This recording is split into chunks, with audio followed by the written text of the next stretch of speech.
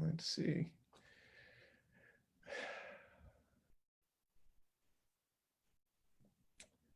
Come on. Says you're live. Okay, great. Welcome everyone to Holden for Florida, live at 5. It is July 9th. Is it Wednesday? It's Wednesday. And today I have a special guest, Laura Novosad, who is a friend who is running as a Democrat for the State House in District 80. District 80 is the district that Byron Donalds is leaving so he can run against me. And Laura has a tremendous background and experience for this role. She is somebody that you want to get to know and you want to support. So Laura, why don't you tell us a little bit about yourself and what you want to do when you're elected in Tallahassee? My name's Laura Novosad, and I am a mother, housewife. I've been married to the same guy for the last 38 years. And we have 2 daughters. And I have done many different things in my life. I've been a teacher. I've been a painting contractor. I've built a few homes. But I've done what I'm mostly proud of through Honest All is all the volunteer work I've done. Because with both my girls, I was a Girl Scout leader, and I was also a service unit registrar. I've worked at Rookery Bay National Estuary as volunteer coordinator. I've worked for the Panther National Wildlife Refuge. I've volunteered with them. And so I grew up here in Florida. I have a long history. My father's a Floridian, and we spent all our time in the south part of Florida. And so I've seen it change. And one of the things that I had privilege to when we were growing up is I come from a big family, so that had a lot of love in it. I have 4 brothers, but we also, with that large family, we had a difficult time making ends meet. And my mother had mental illness, and that also left us strapped for money. It was difficult. And there were times when during the years where the economy went down, my father lost his job. We were on food stamps, but we had these programs that helped lift us up, and including like these. I can remember getting a little ticket when I went into lunch at school, and I had to get my lunch with a ticket.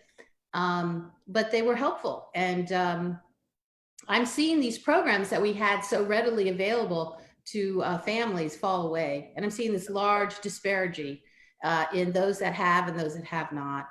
And for me, this is a huge issue. Another big issue for me is the amount of rights that are being taken away from us right now. People losing the right to vote, basically through gerrymandering and through really backroom tactics.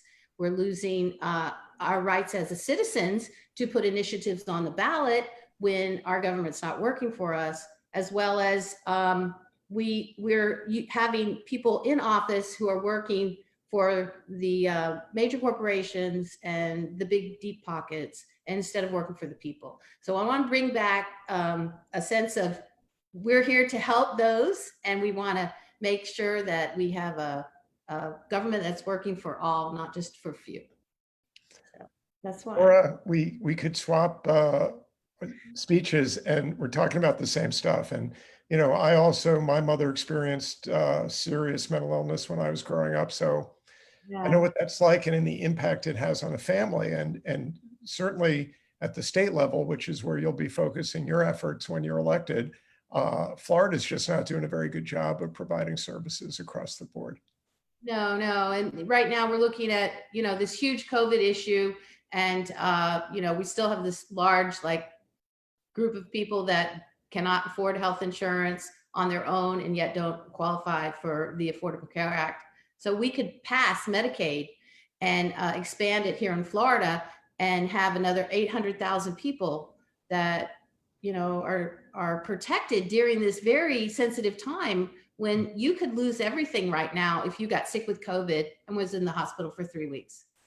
if you could get into a hospital. Yeah, yeah, oh yeah, they're all booked right now. That's right. So, Laura, let me ask you, what moved you at this point? I know you've always been active in the community, but why this race this year?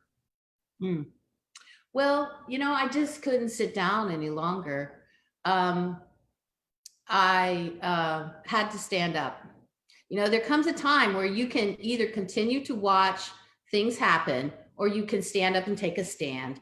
And that's what I'm doing. I'm standing up for women's rights. I'm standing up for LGBTQ rights. I'm standing up for racial disparities, and I'm standing up for change. And I want to see change happen in Tallahassee. And this is our moment, and we need everybody out there to help us, everybody.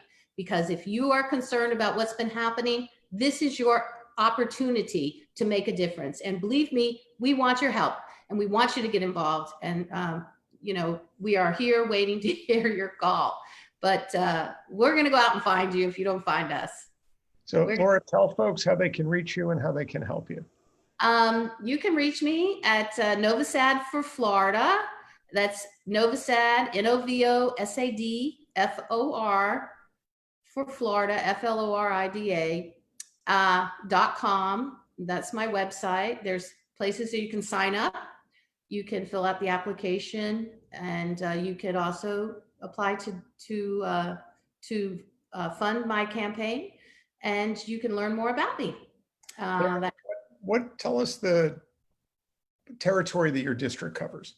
What are the boundaries of district? So District 80 is the entirety of Henry County. It's an entirety.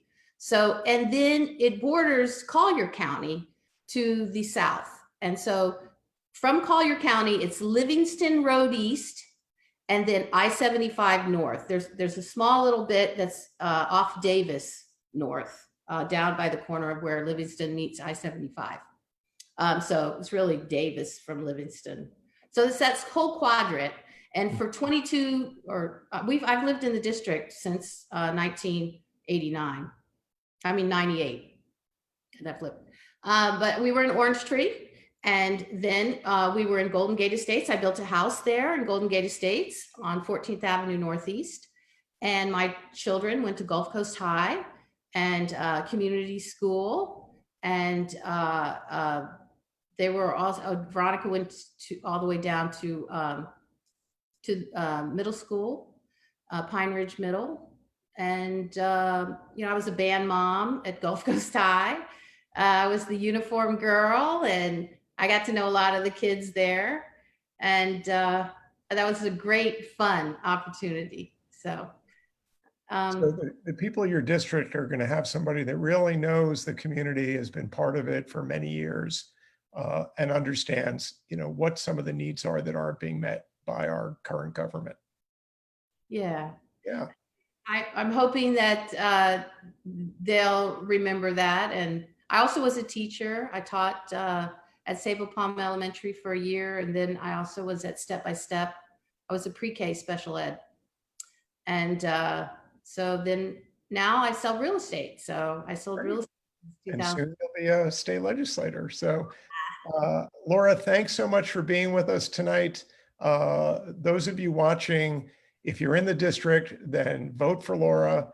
If you're not, tell your friends who are, and go to Novosad for Florida and send a few dollars Laura's way. Democrats down here have become very good at making every dollar work really, really hard.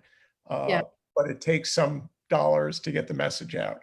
And we will be supporting Laura, and we'll have her back on Live at 5, and hopefully at some point before November 3rd, we'll be able to meet in person, but we'll see how that goes.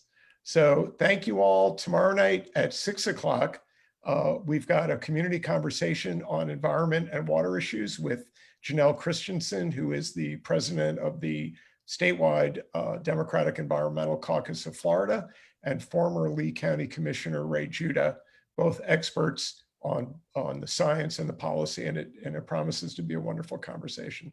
So everyone stay safe tonight. Laura, great to see you. Thank you for your time. Thanks for having me. I really appreciate it. You're welcome. We'll vote for you too. We'll talk for David. Thanks. Good night. Good night.